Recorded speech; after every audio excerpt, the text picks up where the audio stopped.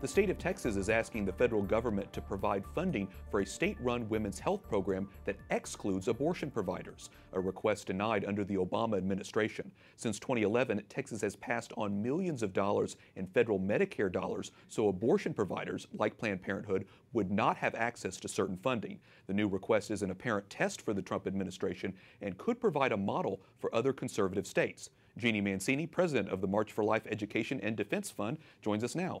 So Jeanne, we heard about Texas trying to get federal funds now for this state-run women's health program. If they're successful at getting it from the federal government, how big of a win would this be for the pro-life movement? Well, it's a huge win. I mean, just in as much as abortion is not health care.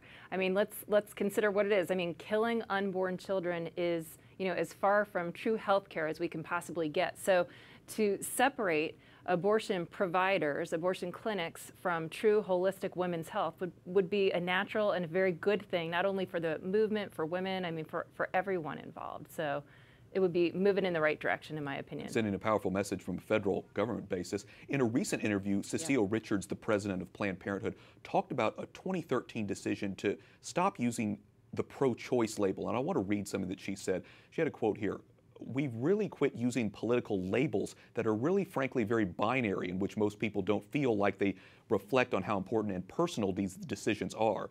So Richards calls these political labels, but the reality is the political landscape has changed so much since 2013. What's your reaction to that and the use of sort of political labels in all of this? Well, my blood starts to boil a little bit whenever I hear Cecile Richards say they're getting away from anything political, because the truth of the matter is, when she became president of Planned Parenthood, she said that her stated goal was to make it the most powerful political kick-butt organization out there. And so many people don't know that. So yes, it's true, sometimes the pro-choice and the pro-life labels stir up, emotions and thoughts about the politics of it all.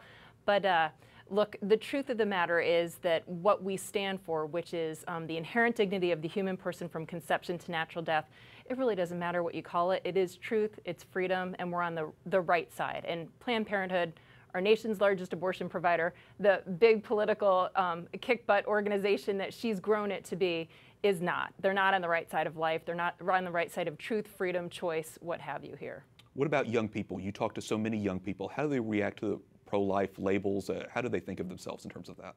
What I have found with young people, and we have so very many, of course, that come to the March for Life, I mean, it's largely young people. There are tens and thousands of young, happy people. They see this as a human rights issue and a social justice issue. I saw a wonderful T-shirt a few weeks ago when I was flying down to speak in Florida, and on the back of it, it read, "Social justice begins in the womb." And I think that really resonates with young people. It resonates in my heart. It's true, right? So inherent dignity of the human person from conception to natural death, and so young people know, as they say, that they are the pro-life generation, whether they're going to call it with that label or not.